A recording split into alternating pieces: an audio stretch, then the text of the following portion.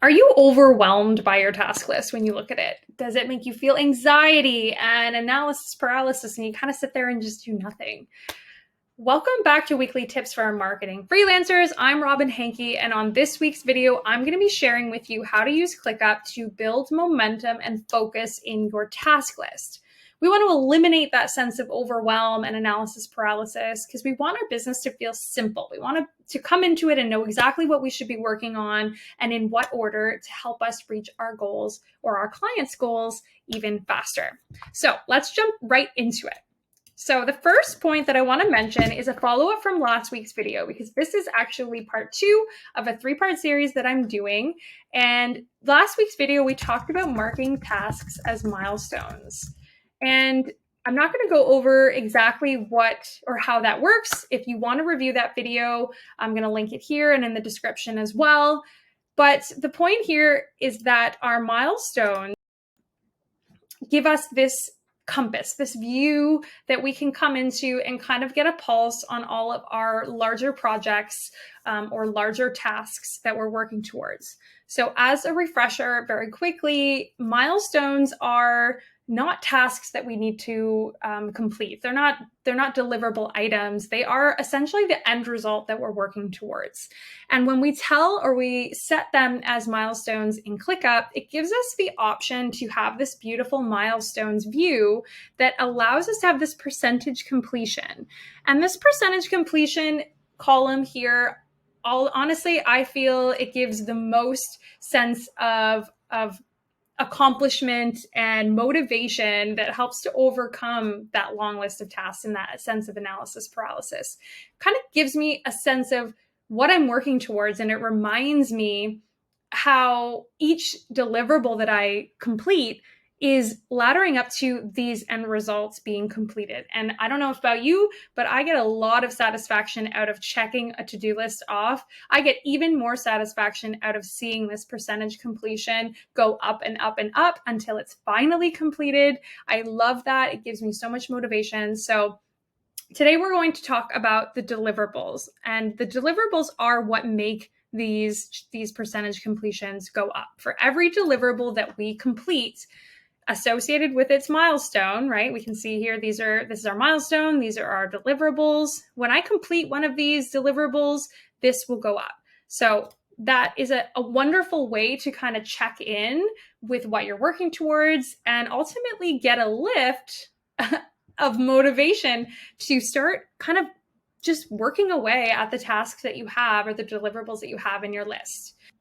So that's marking tasks as milestones. And again, I'm going to link to that video because it's really important that you understand why you do that, how you do that in order to set up that view, because this is the other view associated with their milestones view. So what we're going to do today is focus only on deliverables by filtering out milestones. So when we're creating our tasks, there we go. When we're creating our tasks, we are going to set our milestones as milestones, and everything else that isn't marked as a milestone in ClickUp will show up in our deliverables view. Okay, so you'll see it's very similar to our milestones view, but what it doesn't have is our percentage completion, because these are all individual tasks, right? And how we're seeing it in this way is by filtering out milestones, right? You can see it says where milestone is not a milestone. And then in our milestones view, we have where milestone is a milestone. So that helps us immediately kind of reduce that clutter of separating out, our major things that we're working towards, like our projects and our bigger tasks, from the actual day-to-day things that we need to be doing in order to complete those. Keep in mind also too that inside of our deliverables view will also be main tasks that are not marked as milestones. So these might be one-off tasks. They're not associated with milestones. They're just things that need to get done. They will also show up in our deliverables view. So one thing that I do want to kind of reiterate as well is that when you're creating your milestones and all of your deliverable items, come to it with a learner's mindset. Ideally, we want to work towards creating milestone templates so that when we create a new offer, say, for example, I can just create the template and all of the deliverables are there ready for me to go, right? Like you have your steps kind of mapped out for you already.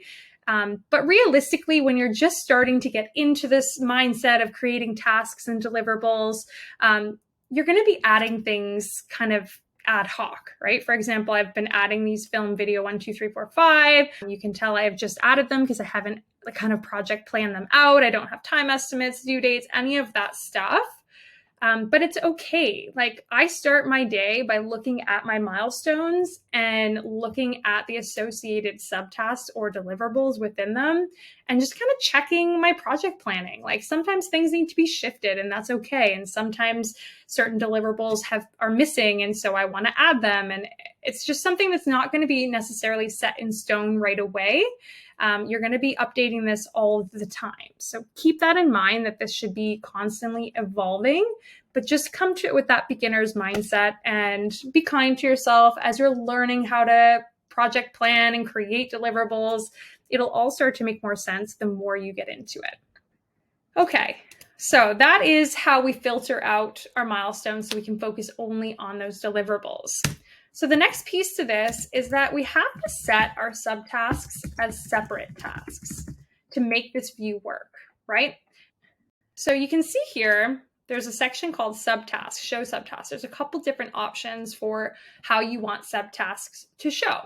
So traditionally, you would think that you're going to have kind of expand all or collapse all, right? So this is what expand all looks like, right? So it's having your parent task and your subtasks below it, and it's expanded in that way. Now, the purpose of this method of using ClickUp in this way is so that you don't have all that clutter. So what we're doing is we're using subtasks as separate tasks. So they are their own individual task, even though they are technically associated with a parent task. But how we kind of get around this so that we still know where this, like if our title is, say, for example, finalize template settings, it's a little more generic. It could apply to anything. We want to include our subtask parent names, right? So here is just a toggle on and off so you can see what that looks like. I'm going to turn that off as well. Subtask parent names. So now when I look at my subtask, I know that it's related to template creation client work.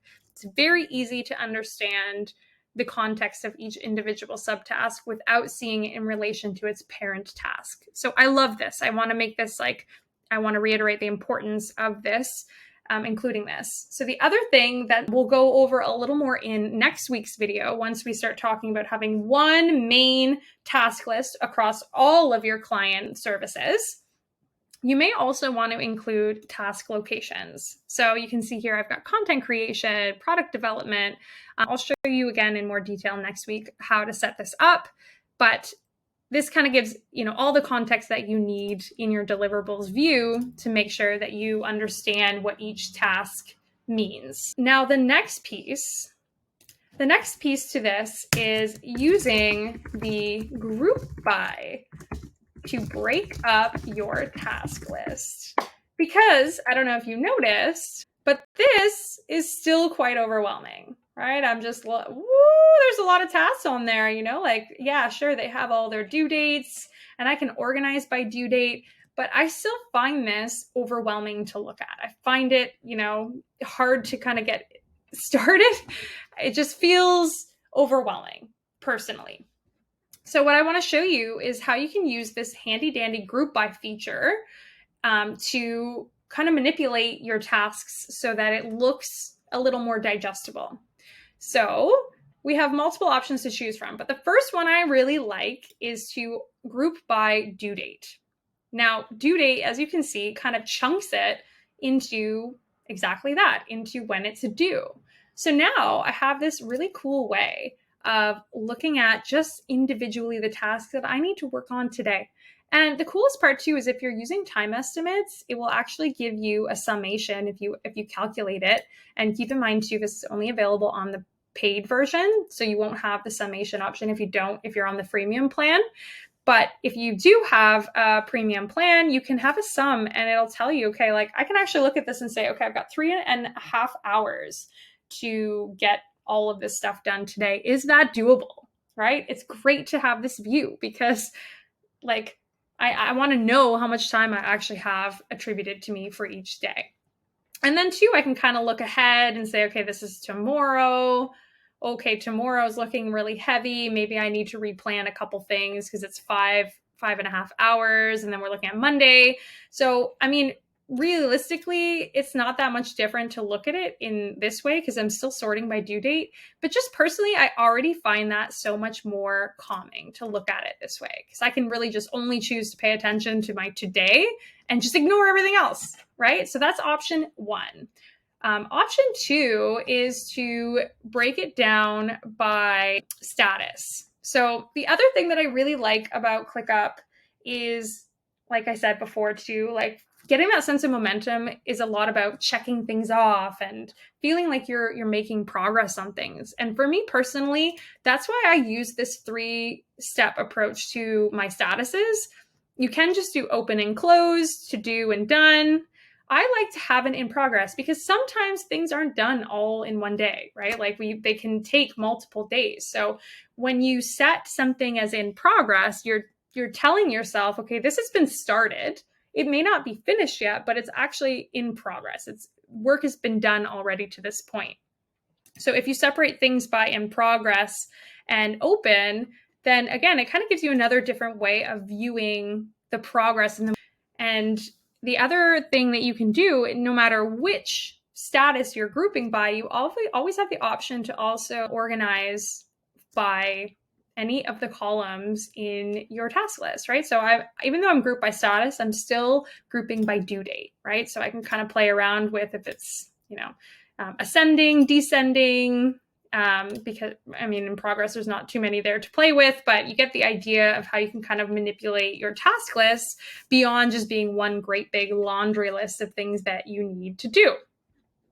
The last thing that you can do is to organize by priority. So this is something that still, honestly, I'm figuring out myself because it is not the easiest thing to prioritize. You have to really check in with your overall goals or the overall goals of the client that you're creating these tasks for and prioritize based on that, right? So for me, because this is technically my client folder for my brand, right now, my business, what's most high priority for me is creating products, is product development. So anything that's marked as high or anything that's related to product development is being marked as high, right? So now I get this cool view of seeing what is, grouping what's marked as high priority. And then I can also organize it by due date.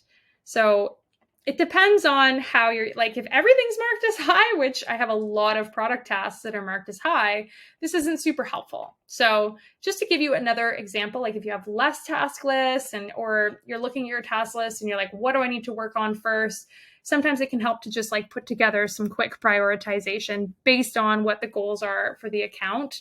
And then that way, if you don't get to a certain task at the end of the day, it's not going to be a make it or break it situation because you're working on the things that have the highest impact first. But ultimately, I honestly think that the due date breakdown is the best for kind of overcoming that sense of like analysis paralysis. And then you can even organize by priority within your day. Like that, I find is probably the most helpful combination of the two. Since obviously we don't need to organize by due date when we're already grouping by due date. So I would say this is probably a good way to start playing around with your groups and kind of go from there. Get a feel for what helps you, set yourself up for success and feel like you know what you need to be working on. And that's it. That is the full momentum and focus approach to your deliverables.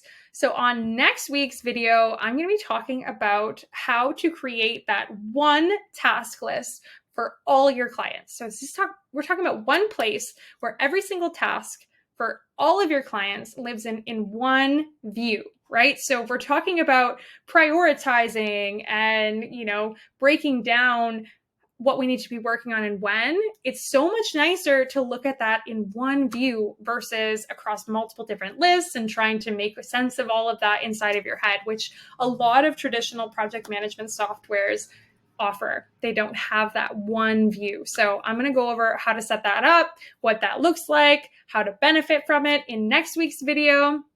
So please, if you like this video, subscribe, like, and I'll look forward to sharing the next video with you next week. Okay, until then, take care and I'll see you then.